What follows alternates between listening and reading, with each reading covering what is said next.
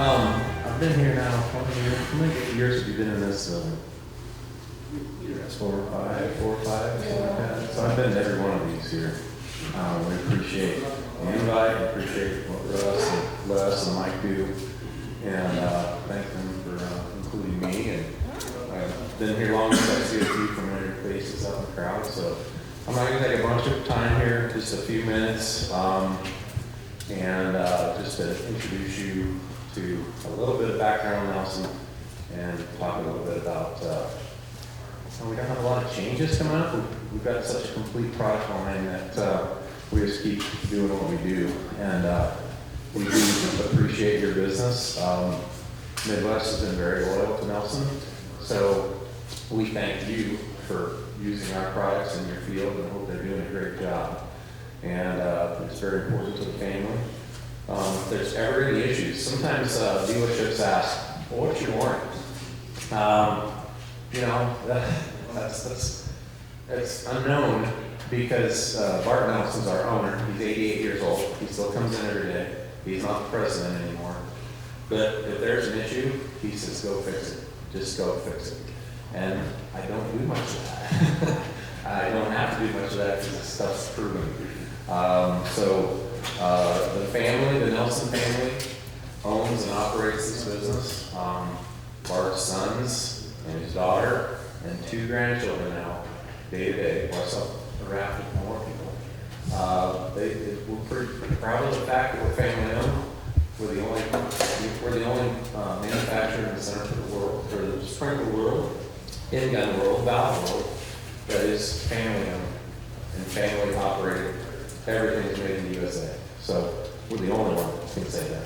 Everybody else is corporate owned, and they produce products in different countries.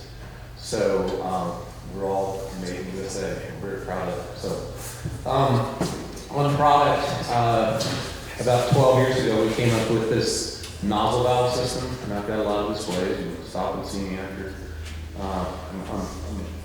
I've got the honor of standing between you and lunch, so again, I'm going to be brief. So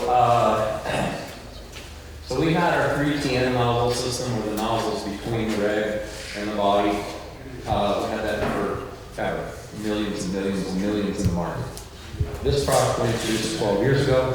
It's now 70% of all of our sales in the sprinkler world. So it's very popular if you're clogging, if you're in drops. They're easy to clean out. I can explain those to you at the booth. So just wanted to mention that dynamic about how popular that product has become. So just a note of interest there for what our sales represent in the market. I wanted to mention first, and then we'll talk about some of the stuff Russ will talk about just quickly.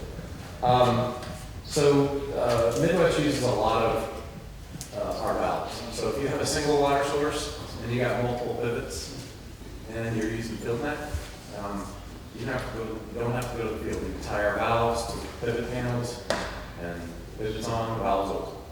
Pivot shuts off, valve closes automatically.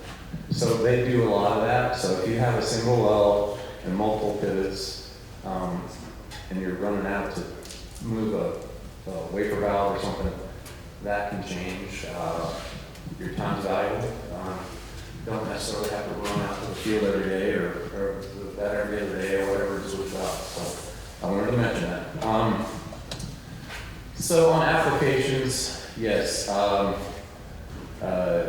Russell talked about runoff and tight soils, and you want to put an inch on, but it's moving around the field. So we work. Nelson works with a independent applications engineer. He's a doctor, Dr. Bradley. Oh shoot, what's his last name? Anyway, he's a doctor out of Bradley King, out of Idaho. So he studies applications of all sprinklers, of all brands, and in a controlled environment. How does that water get onto the ground? And so competitors talk a lot about droplet size, and hey, that's critical. You have a certain amount of drop size. Yeah, you can focus in on that, and that is a criteria that he uses. But he's very, very clear to say that the most critical item in applications is throw skids. So the further you throw the water under control with the right product and the right regulator, they're very efficient. Doesn't matter if they're on top or on drop. The rotator product, which is probably the dominant product that's in Minnesota. That's our king. It throws the furthest on a drop with an orange pad, with 15-pound reg, and if you're up top with a white pad and a 15-pound reg, both of those products throw the furthest in the market. Nothing else beats that. So you're on the right track with regards to that. I thought I would just mention that, but that's very critical. Throw distance, and you're using rotators. 10 years ago, I've been with Nelson for 10 years, and we dropped our impact kit. We no longer make an impact kit, you know, the ratcheting impact, because the wide rotator is more efficient, it throws as far, and it's less money, because there were some brass products in our impact, it got expensive, the wide rotator at the top outperformed it and more efficiently. So that's the reason we no longer make an impact. But anyway, I just thought I'd mention that too. The other thing I wanted to mention too is when I always get questions about when should I check my regs, or how long are they going to last? Well, I can tell you this. Yesterday I was at University of Minnesota meeting in Kern. And there's a Matt we talked, and he says, I talked to a farmer and says, if your package is 10 years old, you need a new package.